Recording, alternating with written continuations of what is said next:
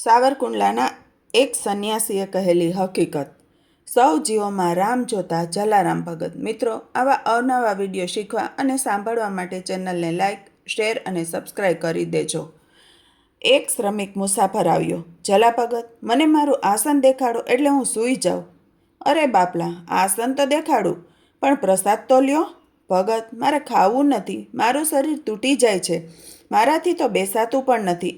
એમ કહી એક અતિશ્રમિક મુસાફર બેઠા બેઠા ઢગલો થઈ જાય છે. બાપાએ મુસાફરને માથે પ્રેમથી હાથ ફેરવ્યો. ભાઈ, આજ દિતવારની રાત છે, ભૂખ્યા પેટે ન સૂવાય.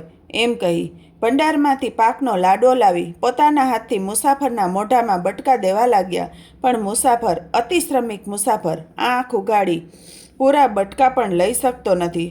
બાપાએ પાણી પાઈને મુસાફરને સુવડાવી દીધો. મુસાફર હાંસ માડી કરતા સૂઈ ગયો. બાપા ઉઠ્યા, આવ્યા મુસાફરના ઘોડા પાસે.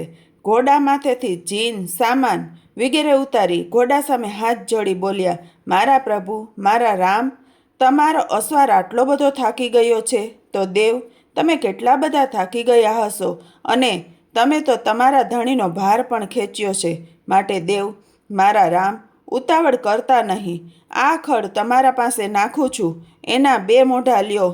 ત્યાં હમણાં ઊના પાણીનું ઠામ લઈને આવું છું, એટલે ઊના પાણીથી તમારા પગ ઝારી દઉં, એટલે તમારો થાકોડો થોડોક ઓછો થાય મારા પ્રભુ. આમ કહી જલારામ ઘોડા પાસે આવી આસ્તે આસ્તે ઘોડાના પગ દાબવા બેસી ગયા છે.